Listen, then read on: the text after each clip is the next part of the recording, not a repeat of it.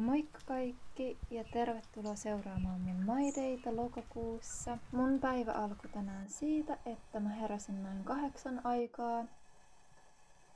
Ja kun mä olin laittanut teeveden kiehumaan, mä huomasin, että tiskipöytä oli ihan täynnä tiskejä, joten siivutaanpa ne ensin tästä pois. Tadaa, valmista. Sitten kun mä teen tiskit, mä yleensä myös pyyhin kaikki pöytätasot keittiöstä, niin tässä mä nyt järjestelen tän meidän ruokapöydän. Mulla on tuossa suihkepullossa ihan semmonen perus oma tekemä siivoussuihke, eli siellä on vettä, vähän omenaviinietikkaa ja sitten jotain eteeristä öljyä tuomassa lisää tuoksua. Sitten mä päätin laittaa muutaman kynttilän. Varsinkin tälleen vuoden loppupuolella on kiva käyttää vähän kynttilöitä aamulla ja illalla, kun on pikkasen hämärää. Tai no illalla on aika paljonkin hämärää. Sitten mun teevesi oli valmis, joten mä laitan tässä ensin ton teeveden mukiin, sitten hunajaa lusikallinen ja sitten muutamia yrttejä. Sitten mä lähdin kodinhoitohuoneeseen jatkamaan vähän kotitöitä. Siellä oli ollut pyykkikone yöllä päällä, joten mä nyt sitten tyhjennän sen. Tällä kertaa olikin aika paljon pyykkiä, siinä kesti jonkun aikaa, että sai tyhjennettyä.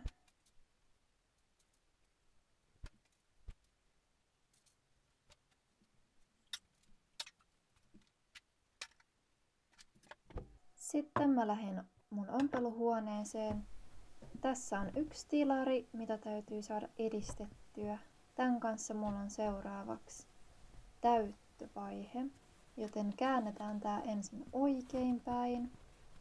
Ja täältä varmistetaan, että kaikki saumat on varmasti hyvin ulospäin, että nähdään tää muoto hevosesta paremmin. Sitten mulla ei korvat vielä olekaan ommeltuna, joten ommellaan ne tässä vaiheessa. Mä yleensä aina nykyään ompelen korvat ompelukoneella ja sitten taas kaiken muun siitä keppihevosesta mä ompelen yleensä aina käsin. Joskus harvoin saattaa olla niin, että mä ompelen siitä jonkun pienen suoran osuuden ompelukoneella, esimerkiksi sieltä päin missä se harja on, mutta yleensä aina käsin kokonaan.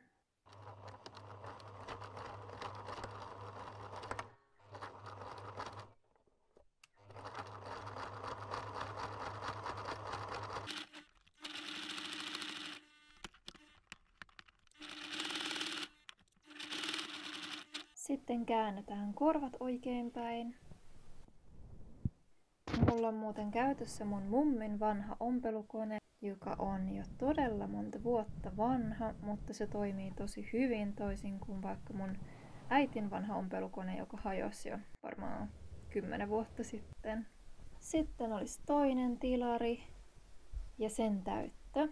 Mä nyt aloitan tästä tilarista, koska sitä on jo vähän alettu täyttää, niin tehdään se ensin loppuun.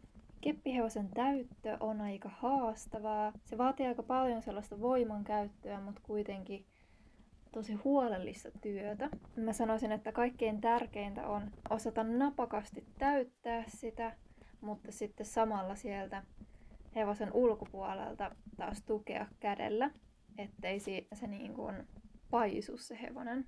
Ja sitten molemmilta puolilta on tärkeää niin käännellä sitä ja taputella ja ihan silleen todella reilusti taputella sitä, että se pysyisi tasaisena molemmilta puolilta. Täyttö myös vaikuttaa jonkin verran siihen hevosen suoruuteen.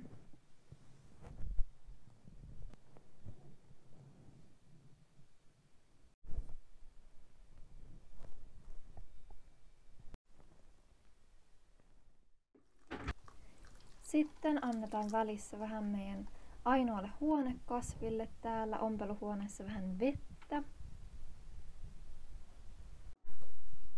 Ja sitten mä tein tällaisen rintaremmin, joka oli multa tilattu. Tää menee jonnekin tonne Eurooppaan. En enää muista mihin maahan.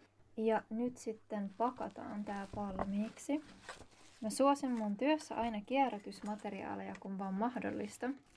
Ja yksi juttu, missä mä käytän kierrätysmateriaaleja, on tää pakkaaminen.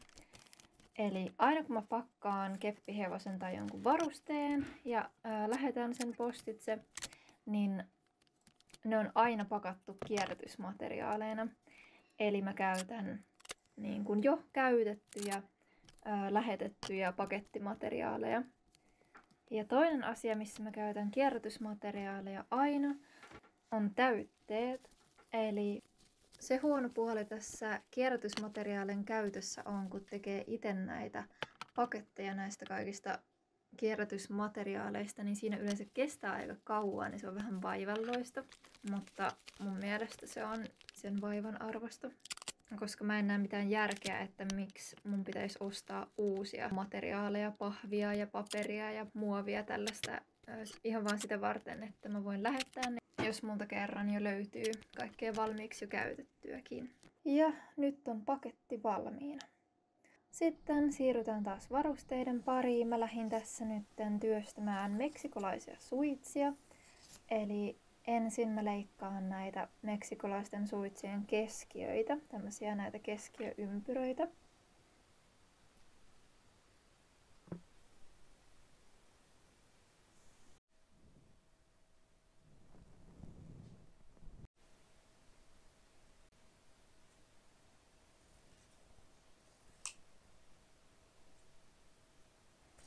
Sitten kello alkoi olla sen verran, että pitää lähteä tekemään ruokaa ja tänään oli jääkaapissa sen verran vanhoja ruokia, niin niitä käyttämällä niin tehdään nyt tänään ruokaa.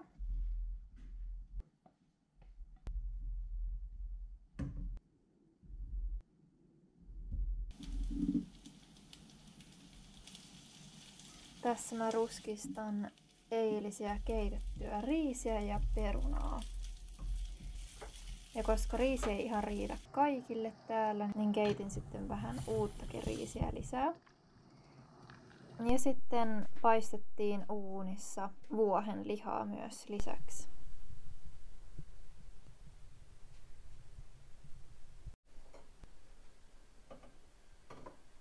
Sitten seuraavana mä menin lisäämään puita yhteen meidän takoista, jota mä tänään lämmitän. Nyt on ollut aika kylmä ja sähkö on tosi kallista, niin me yritetään paljon käyttää sitten näitä takkoja, että saadaan pidettyä talo tarpeeksi lämpimänä. Musta on ihana vaan istuskella takan edessä ja tuijotella sinne. Se on tosi rauhoittavaa ja siinä on ihana lämmin olla.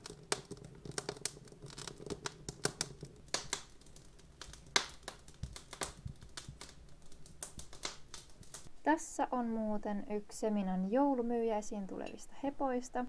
Tämä on ensimmäinen myyntiheppa, joka valmistui. Niitä on tulossa yhteensä 10.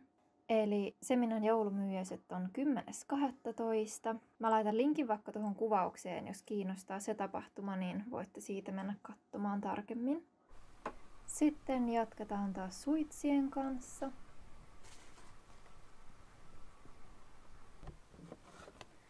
Ensin lähdetään ompelemaan tommonen valkoinen pehmokarva tähän keskiöön kiinni ompelukoneella.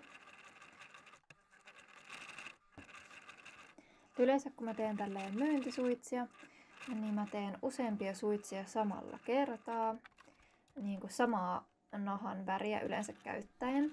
Mutta sitten mä yritän tehdä vähän eri kokoja ja sitten eri värisiä otsapantoja, ohjia ja niin poispäin. Jotta olisi sitten mahdollisimman paljon kuitenkin valinnanvaraa.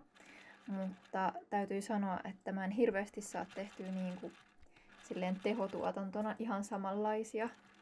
Eli kaikki on tosi uniikkeja nämä varusteet, että mulla ei ole ihan aikaa tehdä niin paljon niitä varusteita, että olisi tosi laaja valikoima eri kokoja ja värejä aina joka kerta, että kaupasta ei löydy aina niin kuin just tasan tarkkaa sitä varustetta ja sitä kokoa, mitä tarvis.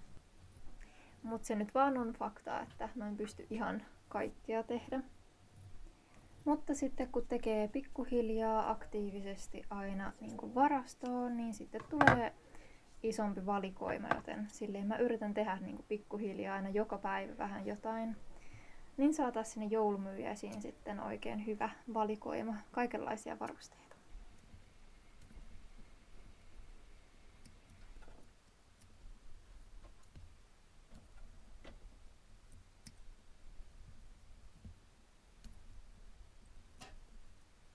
Sitten mä aloitan tekemään suitsia.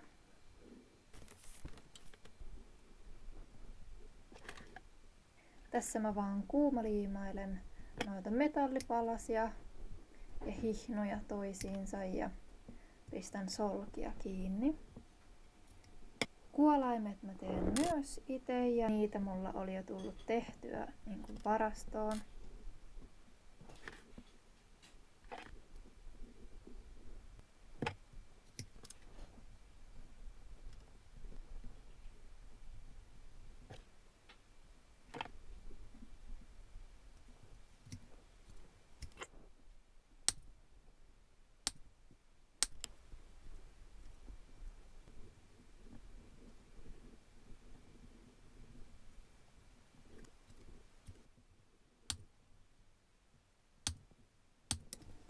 Ja nyt mä lopetan päivän ompelutyöt tähän.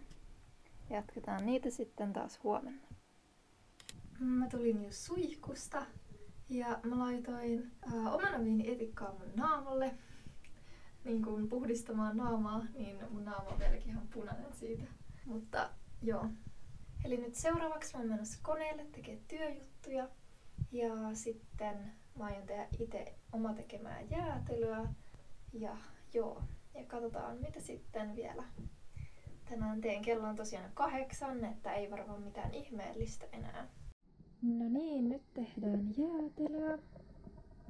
Tähän me tarvitaan tällainen jäätelökone ja sitten pakastettuja banaaninpalasia tai ne voi olla mitä tahansa pakastettuja hedelmiä esimerkiksi, mutta mulla on nyt mangoa ja papajaa ja banaania.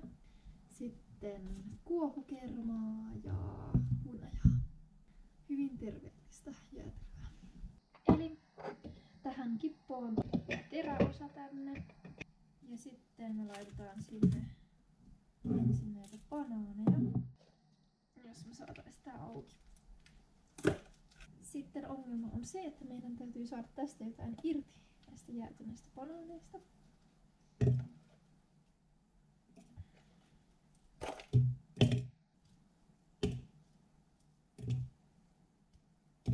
Ja sitten laitetaan mangoa. Ja sitten papajaa. Yksi vinkki on se, että jos on banaaneja kotona, jotka menee jo vähän vanhaksi tai niinku tummaksi, niin ne kannattaa palotella ja pistää pakastimeen, niin niitä voi hyvin käyttää vielä sitten vaikka tämmöiseen. Sitten viedään äkkiä nämä pakasteet takas pakastimeen.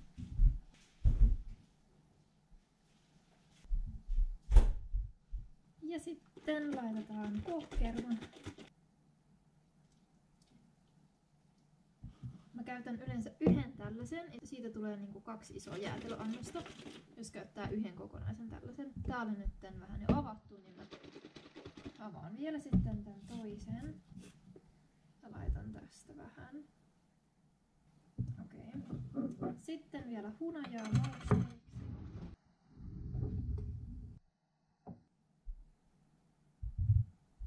Tätä voi laittaa oman maun mukaan semmoinen 1 tai 2 teelusikkaa ehkä sanoisin. Sitten laitetaan tää kansi. Sitten laitetaan tää tähän ja lukitaan. Ja sitten aletaan sekoittaa tästä painoa.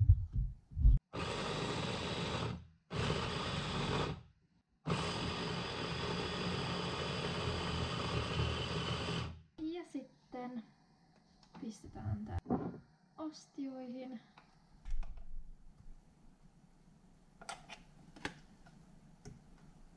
Ja vaikein asia tässä on mun mielestä saada kaikki tää jäätelö pois täältä, koska tää on tosi semmoista niinku tahmasta, että tää on hankala tyhjentää tästä. Mutta näin helppoa se kuitenkin on, ei sen kummempaa. Ja tää on totta kai tosi eri makusta kuin kaupan jäätelöt, mutta mun mielestä tää on tosi hyvää.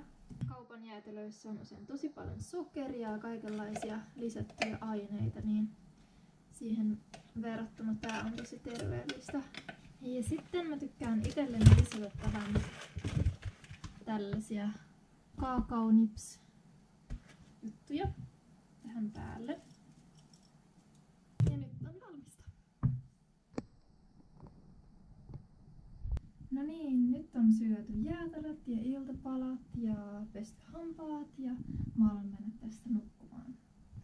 Kiva kun seurasit mun päivää, nähdään taas seuraavassa videossa. Moikka!